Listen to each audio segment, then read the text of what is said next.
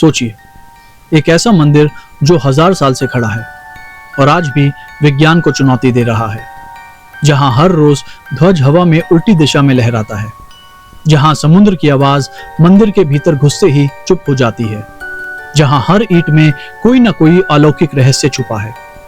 ये कोई साधारण जगह नहीं, ये है पुरी का जगन्नाथ मंदिर। एक ऐसा मंदिर जो आज भी कहता है ईश्वर और रहस्य एक ही सिक्के के दो पहलू हैं। आज आपको उस मंदिर के दरवाजे पर ले चलते हैं, जहां तर्क रुक जाते हैं और आस्था बोल उठती है। जगन्नाथ मंदिर भारत के पूर्वी तट पर ओडिशा राज्य के पुरी जिले में स्थित है। यह मंदिर बंगाल की खाड़ी के किनारे बसा है और समुद्र से कुछ ही दूरी पर स्थित है। पुरी शहर को 4 धामों में से एक माना जाता है। वो 4 धाम जिनकी यात्रा हिंदू धर्म में बहुत पवित्र मानी जाती है: पुरी, द्वारका, बद्रीनाथ और रामेश्वरम।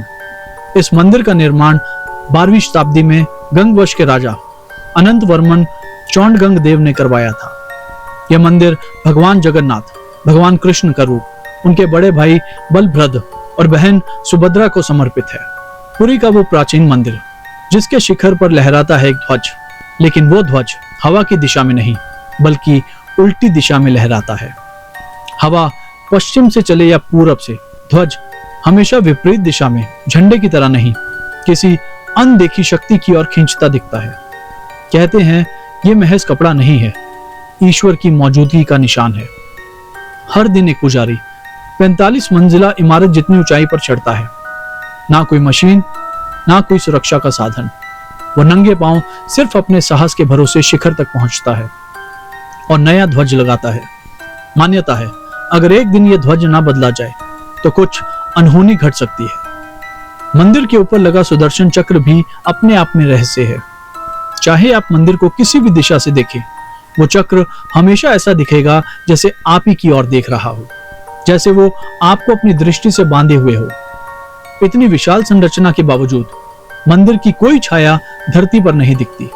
दिन का कोई भी समय हो, सूरज किसी भी दिशा में हो, मंदिर के चारों ओर आपको उसकी परछाई नहीं मिलेगी, जैसे वो किसी और ही लोक की रचना हो। आप मंदिर परिसर में प्रवेश करते हैं तो एक और चमत्कार आपको महसूस होता है।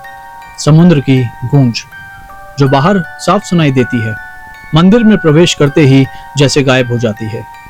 बाहर उठती लहरों की गर्जना भीतर आते ही खामोशी में बदल जाता है और जैसे ही आप बाहर निकलते हैं वही आवाज फिर से कानों में गूंजने लगती है, मानो कोई अदृश्य दीवार ध्वनि को रोक लेती हो। मंदिर की रसोई भी किसी चमत्कार से कम नहीं। यहाँ हर दिन 56 प्रकार का महाप्रसाद तैयार होता है। प्रसाद मिट्टी के 7 बर्तनों में एक के ऊपर एक रखकर पकाया जाता है। लेकिन रहस्य ये है कि ऊपर का बर्तन सबसे पहले पकता है और नीचे का बाद में, और जो प्रसाद बनता है वो हमेशा उतना ही होता है, ना जरा भी कम पड़ता है ना अधिक बचता है, चाहे भक्तों की संख्या 1000 हो या 1 लाख। फिर आती है वो रात जब मूर्तियां बदली जाती हैं।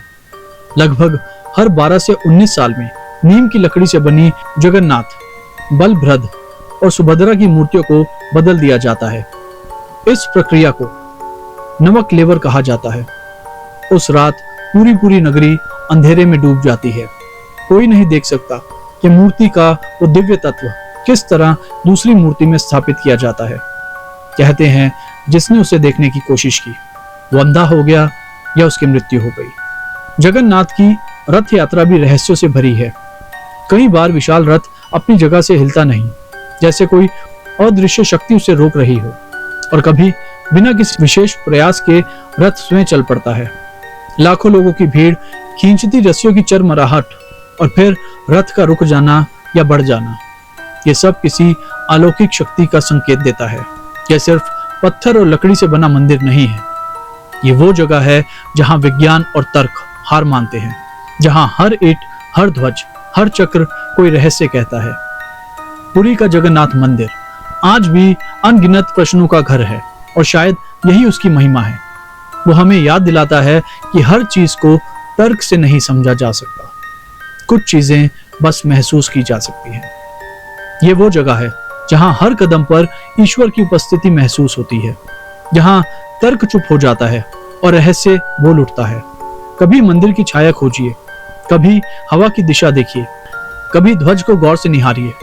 शायद आप भी उस अनदेखी शक्ति को महसूस कर लें, क्योंकि ये मंदिर नहीं, ईश्वर का जीवित चमत्कार है।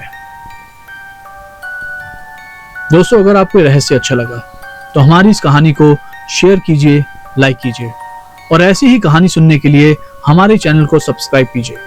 मिलते हैं बहुत जल्दी एक नए किस्से और कहानी के साथ। तब तक के लिए धन्यवाद।